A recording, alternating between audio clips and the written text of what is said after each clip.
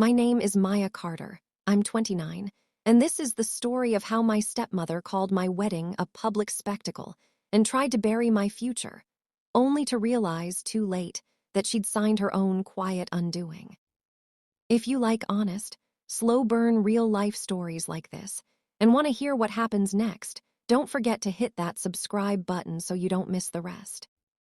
They always had a way of making decisions for me that felt, at the time, like the only logical path forward. Not out of malice always. Sometimes it looked like love, the kind wrapped in advice and donations and dinner table lectures. My father, Mark, liked to say he respected my independence. He just preferred it when my independence matched the life plan he had in his head. And Linda, my stepmother, Linda Hale, she had hands that smoothed creases in tablecloths and a tongue calibrated for small humiliations. She called it practicality. I called it suffocation. Growing up in Annapolis, Maryland, our house sat on a neat cul-de-sac shaded by oak trees. My childhood felt standard. Piano lessons, swimming on hot afternoons, and dinners where everyone said their days, high and low. When my mother died, a slow, quiet dissolve when I was 12, Mark found his way back to the world by marrying Linda 2 years later. Linda arrived with a smile that never quite reached her eyes and a resume full of suburban charity positions. She had a daughter, Elise, from a previous marriage.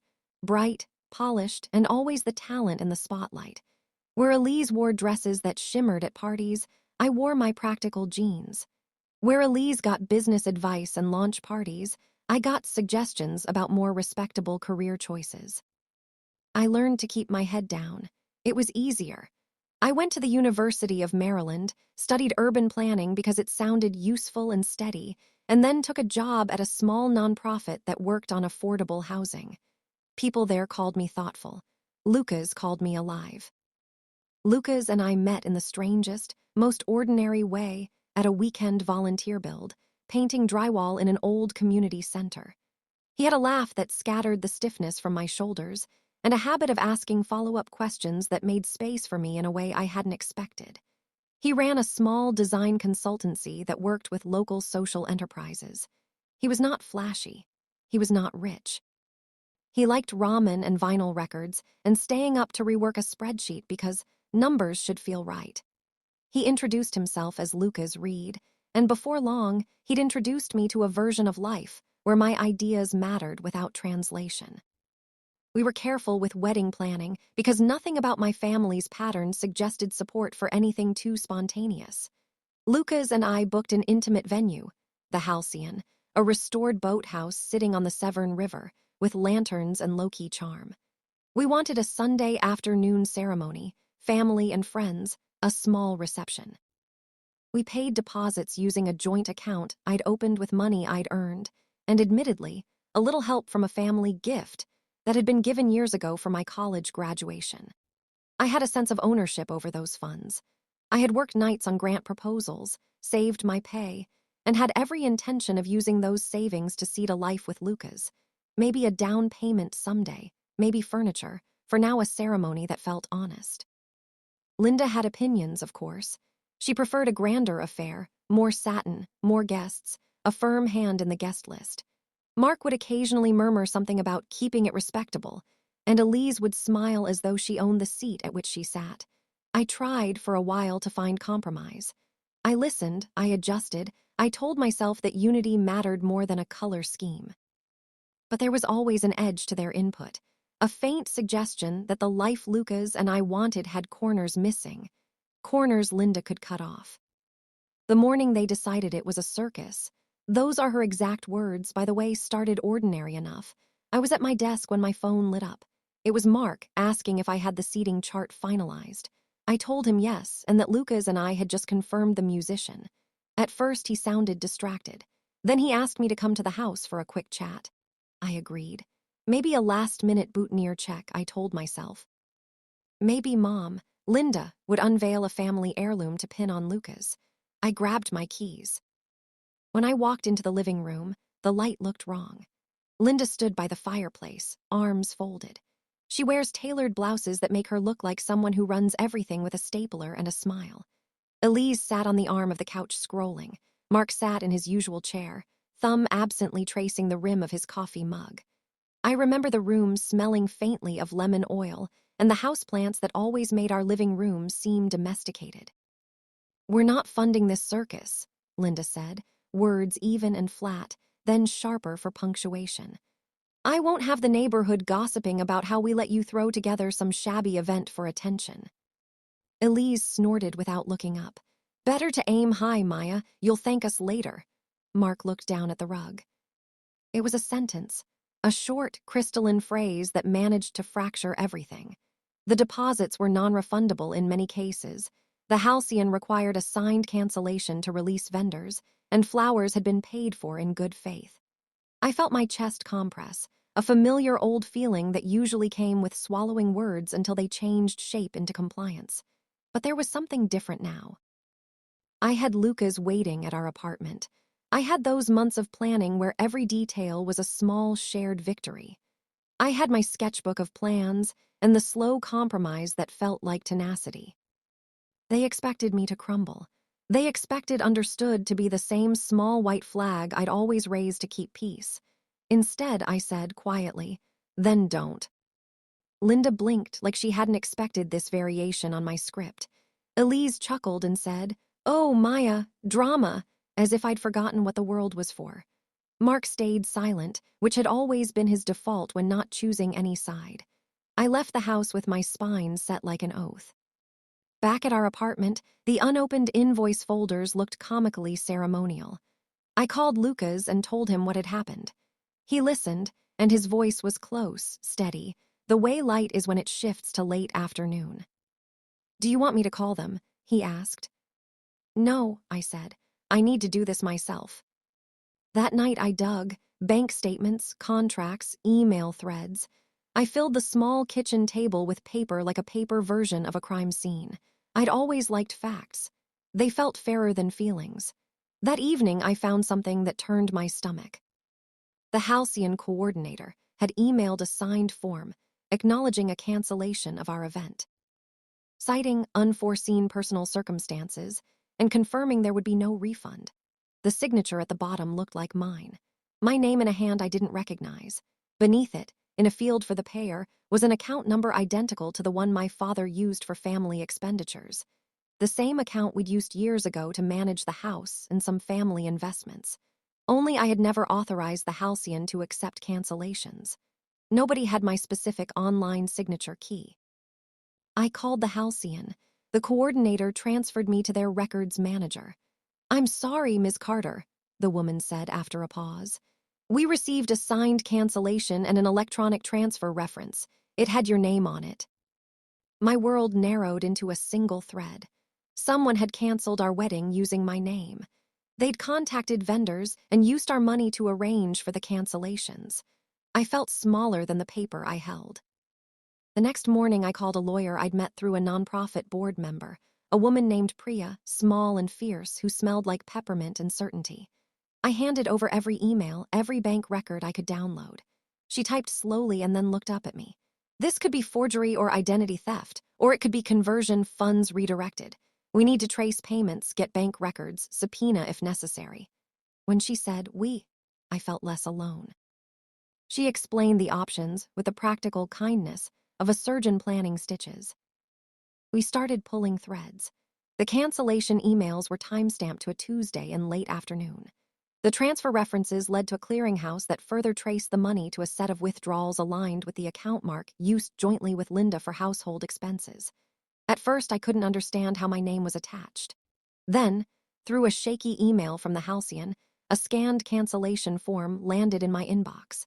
The signature looked like me in the sense that it spelled my name the same way. But the loops were wrong, the slant different. It was a forgery, clumsy in a way that made me think someone had tried to imitate me without ever watching me sign a check. I remember feeling an odd clarity as the pattern emerged. This wasn't a petty argument about colors and seating. This was a deliberate act to remove the wedding from happening in a way that would stop whatever else was lurking in the background. I called my father. He picked up on the second ring. "Dad," I said. "Maya," he answered, voice small. "I'm surprised you called." "Who authorized the cancellation at the Halcyon?" There was a long breath. Linda did. We were worried it would cause problems with the community. Did you sign anything? I asked. No, silence then. She said she would handle it. Dad, did you see the transfer references? They came from your household account. Those are our funds, he said, defensive. We manage the house finances. Dad, those funds include money that's supposed to be my down payment. The account is joint, yes, but that doesn't give her the right to cancel the wedding or redirect payments. My voice trembled. This conversation was a tightrope. I needed him to step off the thinness of his silence. I thought, he started, then stopped. His voice fell. Maya, Linda said it was for a necessary expense. She said Elise's business was in trouble, She used the payment references to hide the money, I said. Dad, this is fraud. You can't just. I know, he whispered. I didn't know she would do that. I didn't want to believe him, but I also wanted him to choose a side. He did not. He kept using the word we like a shield. I remember hanging up and feeling the hum of the city through the apartment window. The day blurred, then dawned new. I had to act. Priya filed paperwork for a civil injunction to prevent further dissipation of funds. We issued a demand letter to Mark and Linda. We requested bank records. Linda called once that day, voice clipped. Maya, she said, we thought we were protecting you. You never wanted anyone in your corner except yourself. Is it about the size of the affair? It's about consent, I said. About stealing my future. She said nothing. Hanging up felt like releasing a small animal back into the night. The first hearing was a pretrial motion, a legal ritual that smelled faintly of coffee and polished shoes. Mark sat on an unfamiliar edge of his chair in the courtroom, lips pressed thin. Linda's face was perfectly composed. Elise had an expression somewhere between indignation and performative surprise. Sitting beside Priya, watching the judge listen to our case as though reading an unfamiliar family drama in legal prose, I felt a strange tightness in my throat. This was the moment when private fights moved into public air, and the oxygen felt both cleaner and harsher. Priya laid out the evidence calmly. Email timestamps, scanned documents, bank transfer trails. We assert that the cancellation was executed without Ms. Carter's consent, that the funds were moved from a joint household account into expenditures benefiting Ms. Hale and Ms. Elise Hale, and that a signature was affixed to vendor cancellation documents that does not match Ms. Carter's known signature on file. We request an immediate accounting and restitution. The judge, a middle-aged woman with a tempered voice, mandated an account freeze on the household joint account and required Mark and Linda to produce records within 2 weeks. The judge's gavel did not make me feel triumphant. It made me feel like a person who had finally made the invisible visible. When the bank records arrived and we pored over them in our small conference room, the story became clearer and uglier. Over the previous 18 months, there had been numerous transfers. Payments to Elise's boutique supplier, deposits to a design consultant for a marketing campaign, a sizable withdrawal labeled home improvements, and a set of cash transfers to a little-known contractor who had done work on Mark and Linda's lake house. When we matched invoices, it turned out many were padded or wholly fictitious. Some supplier invoices belonged to other businesses, others had been forged. The totals reached into the tens of thousands. And then, like a cold hand on the back of my neck, I found one payment labeled wedding cancellation and traced back to an email address registered in Linda's name. The more we uncovered, the less plausible we were helping script sounded. The transfers weren't about rescuing Elise from a temporary dip.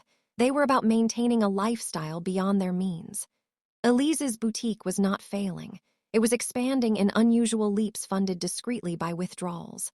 Mark's work expenses were, in part, personal splurges rerouted. It was a web of small deceptions assembled into a pattern.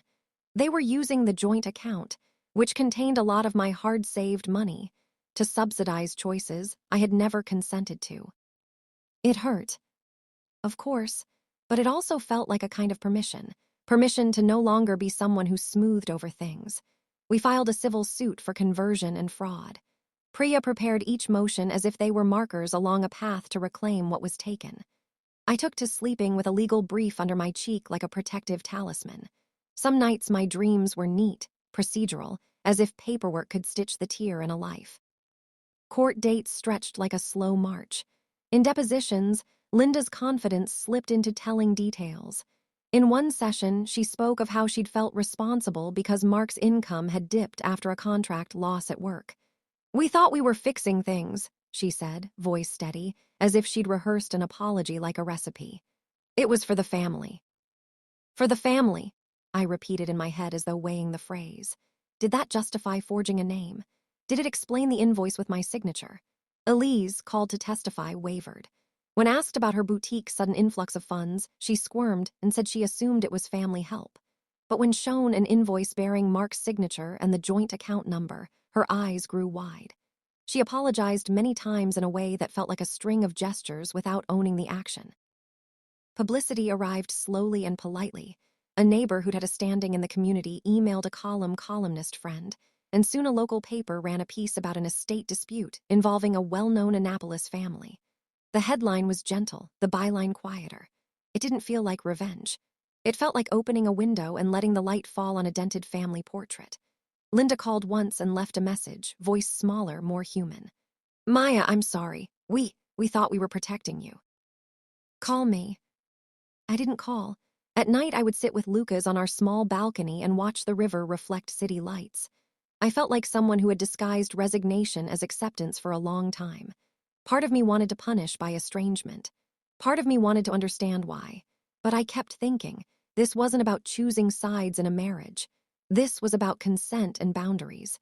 It was about the difference between care and control. The civil hearing where the judge issued a tentative ruling felt decisive in ways my family rooms never had been. The judge reviewed the records, looked at invoices, and then turned to the defense. Linda's lawyer argued that Mark had implicitly authorized transfers and that Elise had not knowingly accepted ill-gotten funds. It was a slender defense. My chest tightened as if the air itself had been measured. When the judge read the decision, I remember each sentence like a step down a corridor.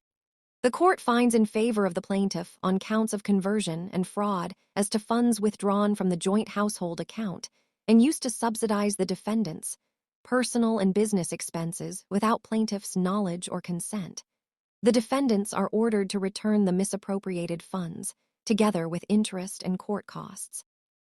Further, the court finds that certain vendor documents contain forged signatures and refers those documents to the appropriate prosecutorial authority for potential criminal investigation.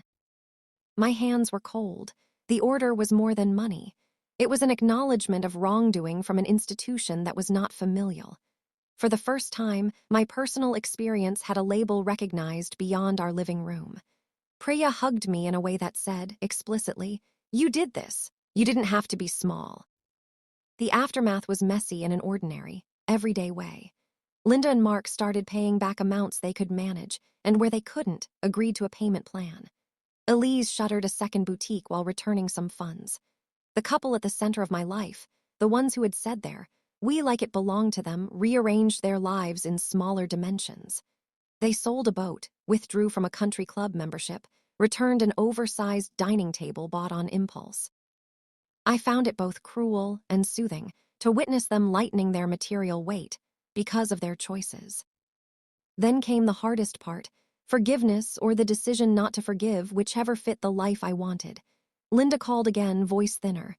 "Maya, I know I can't make this right. I am so sorry." Her apology was quiet, practiced. Mark spoke to me in fits and starts, asking for dinner, for coffee, for a conversation. The question, for me, became less about whether they regretted their actions. Sabotage breeds immediate regret, and more about whether they understood the long tail of what they'd done. Did they see the sleepless nights, the betrayal of trust, the recalibration of what I believed about family? Or would their regret be a brief ripple, smoothing quickly over the water? I chose distance. When Elise sent a bouquet with a note that said, "I miss you," I left it unopened on the kitchen counter for a week. I didn't shoulder all their shame. I let it live with them in their small household as a slow, everyday consequence. But I also allowed myself relief and later joy. We rescheduled the wedding for the following spring. This time we did it differently. No halcyon. No grand guest list. We booked a small ceremony at a community garden on the edge of town, a place where Lucas had volunteered and which held the right mix of sun and shade and human warmth. We invited what felt essential: Lucas's friends from the design studio, my coworkers from the nonprofit, a few neighbors, and only a couple of family members whom I trusted to be quiet witnesses rather than loud critics. Priya walked in with us in spirit. She could not travel, but she sent a small note, surprised smiles and congratulations. Walking down the aisle, I chose not to have anyone give me away. Felt like every small reclaiming I'd taken back over the year. The garden smelled of thyme and sun-warmed wood. Lucas stood at the end, his smile honest and slightly sheepish. He'd learned to fold his hands in front of him when he was nervous, a habit that made him look like he was crossing a threshold. I remember thinking that what we had was not tidy, but it was ours, messy and generous and real. After the ceremony, Lucas and I sat under a lattice and ate takeout dumplings and cold fried chicken, and I scribbled in a travel-worn notebook ideas for a small series of window displays I wanted to design using sustainable fabrics. I'd always loved designing, and somewhere between grief and fight, I'd come back to that quiet need. Lucas had always liked the way my eyes lit up when I talked about a material or a pattern. He never tried to mold that energy into something else. He listened, he encouraged, he held space. People ask, sometimes, whether winning in court felt like vengeance. It didn't. It felt like writing a ledger. It felt like correcting a map so that I could find my way without walking into traps others had laid. And that was worth everything. There were moments of petty cruelty afterward that stung briefly and then faded, a reminder that getting justice in a courtroom didn't wipe the slate of human pettiness. A neighbor informed us that Linda had told a few anecdotes at a luncheon that cast me as difficult. Elise unfollowed me on social media the week after the ruling, and for a while, I found my chest tight when I saw her name. But the edges softened as months passed. Linda took on part-time work at a local charity, and in a few instances, she tried to volunteer at places where I happened to be. She would show up, then make a polite exit when our eyes met. Once in winter, she left a small platter of cookies and a note. "For the day you reclaimed." It felt both tender and barbed. I left the platter on the counter for a day and then donated the cookies to the food pantry. I didn't want to accept things that came with obligations wrapped in apology. When I think back to that phone call the morning of the cancellation, I realize it was more than a single sentence designed to erase a date. It was an attempt to erase years of accumulation, small joys, plans, the idea that my life might be my own. Linda labeled my wedding a circus because she could not place herself in it, and because she feared the loss of control she had always chalked up as caretaking. But the tightness she felt when things were not arranged exactly her way was never about me. It was about how she saw the world as a ledger to balance with other people's choices. What changed most was not the judge's order or the bank transfers. It was the way I stopped rehearsing my life inside of other people's parameters. The small, everyday choices, agreeing to create a window display in a community shop, late nights sketching clothes made from upcycled fabric, allowing Lucas to carry the heavy boxes on moving day, became acts of ordinary sovereignty. A year after the ruling, I was cataloging fabric swatches for a small project when my phone lit up with a call from Mark. His voice had the threadbare quality of someone who'd shed a life. "Maya," he said, I lost the house. The lake house sale had come with painful, necessary consequences. "We're okay," he said quickly. "We're starting over." I listened for a long time. We spoke about small things that felt like scaffolding. A new job he was considering that let him be more present for his grandchildren, a local church choir he'd joined. He asked if we could meet for coffee without anyone else. I said yes. Slowly, the edges of those relationships changed shape. I set boundaries that were unapologetic and clear. I stopped offering my presence as an antiseptic to their mistakes. If they wanted to be part of my life, they had to show up without the old patterns of control. Some did, some didn't. A few months after our garden wedding, I launched a small seasonal line of upcycled garments. Simple silhouettes, nods to maritime life in Annapolis, fabrics that smelled faintly of the sea. Lucas designed the catalog with an attention to detail that made me laugh. His typography choices were small rebellions of taste. We sold enough to commission a modest studio space on a narrow street lined with bakeries and small bookstores. It felt like a life being built in incremental, truthful steps.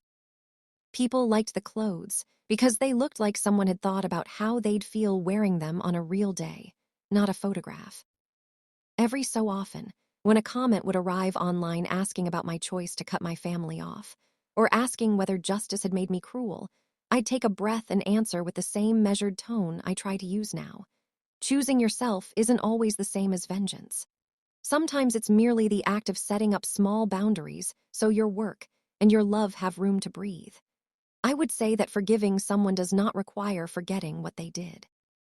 In that small comma between actions and consequences, I found a steadiness that feels like a clean sheet of paper ready for a new sketch. I did not reconstruct my family into some idealized unit. Linda never became the grandmother who embroidered handkerchiefs at every birth. Elise and I exchanged cursory courtesies at local events, and Mark came to my small gallery opening last year with a hand-blown vase as a present. We talked about light things on the sidewalk as if testing whether a conversation could be simple. Some days it was. Some days, old ghosts showed up at the edges. But their presence no longer dictated my choices. There is a hum of human complexity in all this, the way people justify choices that hurt others by telling themselves better narratives. If you ever find yourself in the place I was, where the person who should protect you becomes the same person who manipulates your future, know two things. 1, your feelings are valid. 2, truth has a way of catching up when people get sloppy with their morals. The legal route is not always satisfying in terms of emotion. No number can fully reimburse a year of photographed plans or the private ache of public betrayal. But it can mark a boundary, and sometimes that boundary is all you need to start rebuilding. On the night Lucas and I celebrated our first anniversary, we sat on the small rooftop of the studio and watched the town lights bloom. He held my hand and said, half joking, "All that courtroom drama, who knew it would be good for business?" I laughed, because there was humor there, dark and luminous. Then I looked out at the river and thought about the word Linda used, circus. Of course it had felt like a circus to her. Control looks different to different people. For me, the show wasn't a spectacle to be judged. It was a life we were building in small, honest acts, choosing friends over facades, designing clothes that lasted more than a season, saying yes to community gardens instead of gala-centered charity that rewards the same few. If you're listening and your family has ever tried to sign away your agency, your money, your time, your future, you can take steps. You can ask for help. You can trace the paper trail. You can choose to be small no longer. It took me time to learn that understood could mean I accept or I give in. It took longer to make understood mean I understand what to do next. When my parents and Linda realized they could not rewrite my life, the regret that followed was quiet. It didn't change the past. It did, however, give me the space to build a future on my terms. We all carry a party inside us sometimes, a small, messy convergence of hopes and failings. The difference between a circus and a celebration is consent. When everyone's consent is present, when voices are heard and respected, we laugh together. When consent is missing, and plans are made in the margins of someone else's account, it stops being a celebration and becomes a performance for one person's ego. I learned to spot that difference. I learned to act. So that's the story. It's not a neat fairy tale of reconciliations and instant revelations. It's mostly paperwork and late-night calls, the slow burn of legal orders and the tiny, persistent work of choosing yourself. It's about a stepmother who labeled my wedding a circus because she feared losing control, and who, when faced with the consequences of that fear, was forced to reckon with the life she had propped up on other people's savings. She regretted it, yes. She sat with the consequences. But that regret was not mine to take in. It was theirs to carry. If anything, the lesson I hold on to is this: the life you want doesn't need permission from someone else. Build it carefully. Guard the small things. And when the time comes to say yes to yourself, do it with quiet, intentional strength.